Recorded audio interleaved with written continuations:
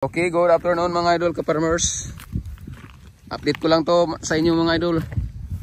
Yung natapos natin na araruhin para sa preparar ng pagtatanim ng sweet corn. So yun, medyo malaki-laki na. Konti mga idol, siguro mga malapit na tayo sa kalahati.